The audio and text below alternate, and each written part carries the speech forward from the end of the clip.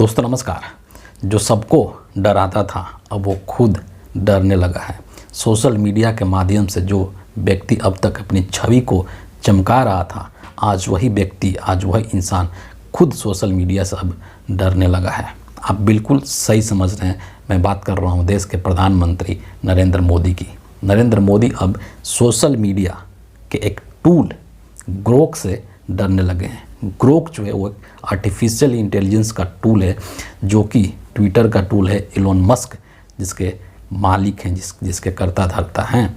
तो ग्रोक को लेकर के इस देश में अब बहुत बड़ा बखेड़ा खड़ा हो गया है और नरेंद्र मोदी अब ग्रोक एआई टूल से डरने लगे हैं। और इसी डर के वजह से नरेंद्र मोदी के मंत्रालय ने, यानी कि हिंदुस्तान का जो आईटी मंत्रालय, इंफॉर्मेशन एंड टेक्नोलॉजी मंत्रालय है, उसने ग्रोक के जांच करने की बात की है।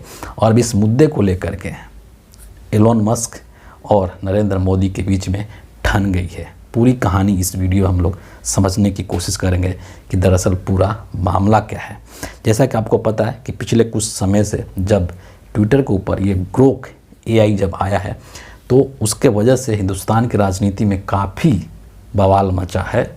और इसी के वजह से ये जो बवाल मचा है, ये बेसिकली बीजेपी नरेंद्र मोदी के एक तरीके से उनका सच दुनिया के सामने ला करके रख रहा है। और इसीलिए भाजपाइयों के अंदर एक बेचैनी है, एक बौखलाहट है। और जब सच इनका सामने आ रहा है तो इसके ऊपर, क्योंकि सच तो सुनने की आदत नहीं है नरेंद्र मोदी को, है ना, तो इसके ऊपर कंट्रोल करने की कोशिश अब भारत सरकार के द्वारा, नरेंद्र मोदी के द्वारा की जा रही है।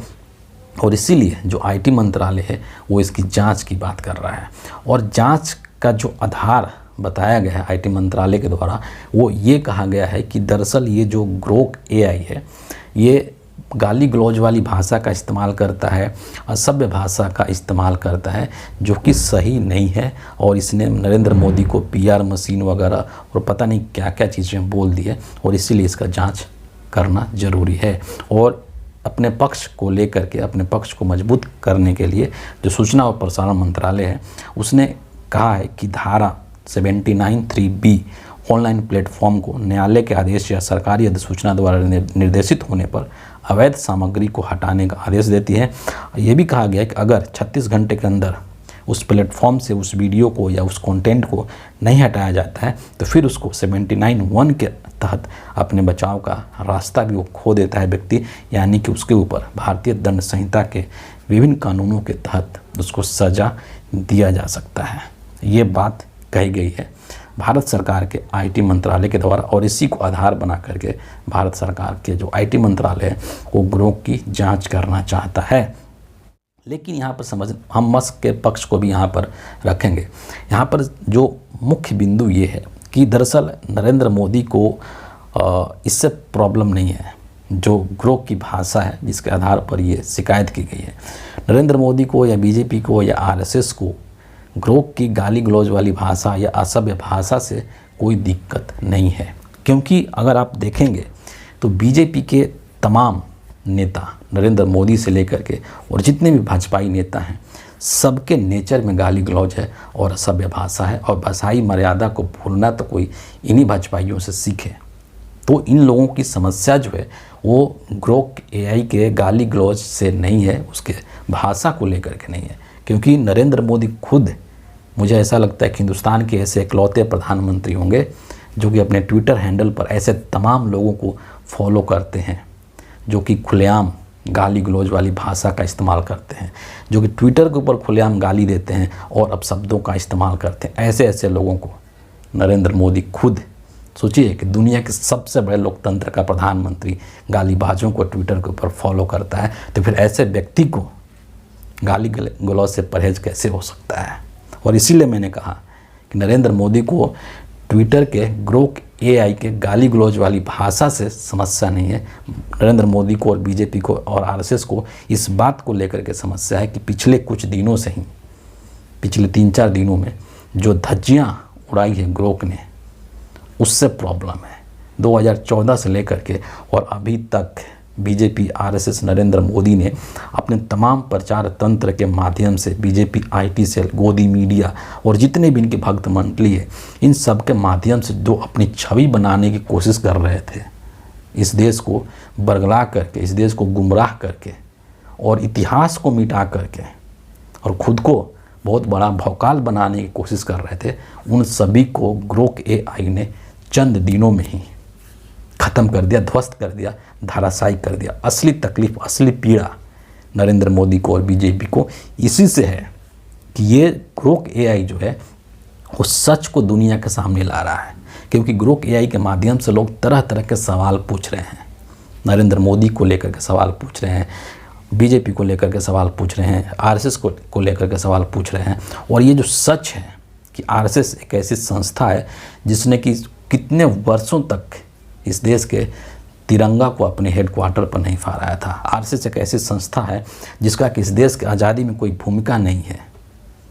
तमाम तरीके की जो चीज़ें हैं जो कि एक तरीके से गलत तरीके से बीजेपी के द्वारा पेश किया गया था, इस देश के सामने उसको इस तरीके से प्रेजेंट किया गया था मानो कि बीजेपी और आरएसएस और नरेंद्र मोदी बहुत बड़े तोप हैं। वो जो सच को छुपाया गया था और उसके ऊपर झूठ का पर्दा डालने की कोशिश करके अपने खुद की छवि को चमकाया जा रहा था इतने सालों से, 2014 से लेकर कर अभी तक, उसको ग्रोक के एआई ने ख़त्म कर दिया, तहस नहस कर दिया। और इसीलिए जो पूरी भाजपा मंडली है, जो पूरी बीजेपी के लोग हैं, मोदी हैं, वो एक तरीके से अंदर से बौखलाए हुए हैं, बिलबिलाए हुए हैं। और यही कारण है, मूल वजह यही है कि इनकी जो पोल पट्टी है वो अब इस देश के सामने, इस दुनिया के सामने खुल रही है। और इसीलिए इनको दर्द हो रहा है, इनको पीड़ा हो रहा है, और इसीलिए ये लोग जांच की बात कर रहे हैं ग्रोक एआई की। लेकिन ये सब चीज़ें इतनी आसान नहीं है, क्योंकि नरेंद्र मोदी जिस व्यक्ति से पंगा ले रहे हैं वो कोई सामान्य व्यक्ति नहीं है। उसका नाम है इलोन मस्क, जो कि न सिर्फ अमेरिका का बल्कि दुनिया का सबसे बड़ा व्यापारी है। और इलोन मस्क के कंपनी की जब जांच की बात मोदी सरकार ने किया तो पलटवार करके इलोन मस्क ने भी, उन्होंने भारत सरकार के ऊपर केस कर दिया, नरेंद्र मोदी के ऊपर केस कर दिया। और कर्नाटक हाई कोर्ट के अंदर ये केस मुकदमा दायर किया गया है और 2 आरोप एक तरीके से भारत सरकार के ऊपर लगाए गए हैं। पहला चीज़ ये है कि गलत तरीके से या मनमाने ढंग से सेंसरशिप लगाने की बात कही गई, और दूसरा जो बात कही गई है कि ऑनलाइन प्लेटफॉर्म के ऊपर अभिव्यक्ति की स्वतंत्रता को कमज़ोर करने की। और जिस धारा के हवाले से 79(3)(b) के माध्यम से सूचना और प्रौद्योगिकी मंत्रालय ने ये दायर किया है, इनके ऊपर जांच का जो बात कही है, उसको लेकर के जो एक्स है उसने इसका विरोध दर्ज किया है। और उसका ये तर्क है कि ये जो प्रावधान है 73(9)(b) वाला, ये बेसिकली सरकार को ऑनलाइन सामग्री को रोकने का स्वतंत्र अधिकार नहीं देता है। ये एक्स का तर्क है, एक्स की ये टिप्पणी है। तो एक तरीके से देखा जाए तो नरेंद्र मोदी की सरकार और अमेरिकी जो इलोन मस्क हैं नागरिक, उनके बीच में एक यहाँ पर सीधा सीधा टकराव नज़र आता है। अब ये जो टकराव है वो बेहद महत्वपूर्ण है और बहुत ही दिलचस्प है। और इसमें जो सबसे बड़ा जो प्रश्न है जो किसी के दिमाग में आ सकता है कि क्या यहाँ पर नरेंद्र मोदी इलोन मस्क के सामने घुटने टेकने वाले हैं। और मुझे ऐसा लगता है पर्सनली कि यस, नरेंद्र मोदी जो हैं वो इलोन मस्क के सामने घुटने टेक सकते हैं। उसके पीछे कारण जो है बहुत ही सॉलिड है, बहुत ही ठोस कारण है। आज के समय में अमेरिका के अंदर जो सरकार है, ट्रंप साहब वहाँ के राष्ट्रपति हैं, और ट्रंप साहब जिस तरीके से नरेंद्र मोदी को अलग अलग तरीक़ों से टॉर्चर कर रहे हैं, एक तरीके से जलील कर रहे हैं, एक तरीके से, है ना, उस स्थिति में मोदी जी ऑलरेडी ट्रंप के सामने नतमस्तक हो चुके हैं, सरेंडर कर चुके हैं। और ट्रंप जो हैं वो कहीं ना कहीं इलोन मस्क के प्रभाव में हैं। समझ रहे हैं बात को? तो जब ट्रंप खुद ही इलोन मस्क के प्रभाव में है और जब ट्रंप खुद इलोन मस्क के साथ खड़े हैं, तो फिर नरेंद्र मोदी की क्या हैसियत हो सकती है ट्रंप के सामने और इलोन मस्क के सामने। इसलिए मैंने कहा कि यहाँ पर इस मामले को लेकर के इलोन मस्क के सामने नरेंद्र मोदी का घुटना टेकना लगभग। अब इस चीज़ को लेकर के जो कांग्रेस पार्टी की सुप्रिया स्त्रीनेत हैं, उन्होंने एक बड़ा ट्वीट किया है मज़ेदार, और वो कह रही हैं कि तो अब भारत सरकार की झड़प ग्रोक से हो रही है। क्यों? क्योंकि ग्रोक ने मोदी जी का, उनकी सरकार का, बीजेपी का आरएसएस का कच्चा चिट्ठा खोल करके रख दिया है। ये कतई मूर्खों की जमात है।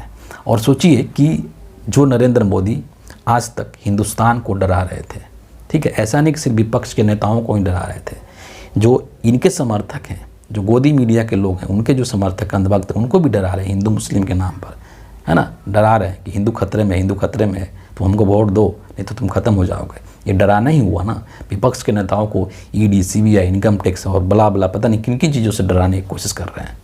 तो नरेंद्र मोदी की जो पूरी की पूरी राजनीति है वो डर के ऊपर आधारित है। डर की राजनीति करते हैं, दूसरों को डरा करके रखते हैं और उससे अपने राजनीतिक हितों को साधने का काम करते हैं।